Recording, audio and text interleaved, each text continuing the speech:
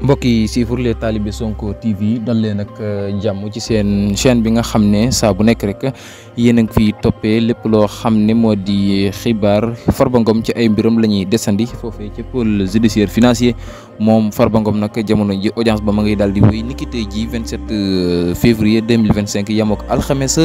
moom Farba Ngom nag mu di rek 15 jours yoo xam ne mayoon nañ ko ginnaaw audience bi jàlloon ay avocat am doon ko ñaan ngir rek mën a gën a lëj mbët waaye itam càmbar boobu dossier ba xam rek Farba Ngom mii lañu koy toppee moo ko def ou pas lu ci mën a am tey jii lu ni mel dana daal di leer balaa 20h jamono ji nag ñi nga xam ne ñoo di l'enquêteur yi nga xam ne rek ñoo wër Farba Ngom jamono ji ña ngi koy daal di audit foofee ca pôle judiciaire financier lu ca mën a am rek moom Farba Ngom di ngeen ko daal di am ci TV li nga xam ne moo di Talibé Sonko TV gis nañ sax ay ndaw yoo xam ne génn nañ di wax ne Farba Ngom dafa leen a daal di fay xaalis bu bëri maanaam daal 5000 la leen jox ngir rek ñu koy jàppale ca boobu audience lu ci mën a am ni ki tey ji tamit gis nañ ñi nga xam ne ñoo di takk der yi ñuy def ay grenade lacrymogène waaye itam di maanaam rek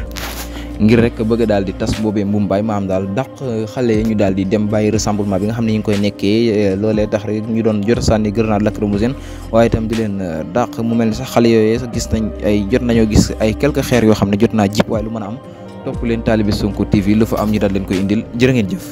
am na ñuy daw foo filmé enregistré ñoo ngay daw da ngay daw da ngay daw de da ngay daw de bu leen ree da ngay daw de lu ñuy daw grand lan la grand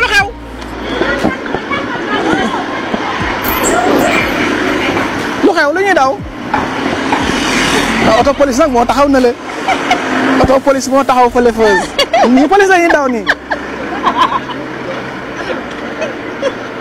nañ dem xool ba xam ñii niñ mujjee ak seen daw yi métti na nag feuse ay ponkal bu ñuy daw doo leen ree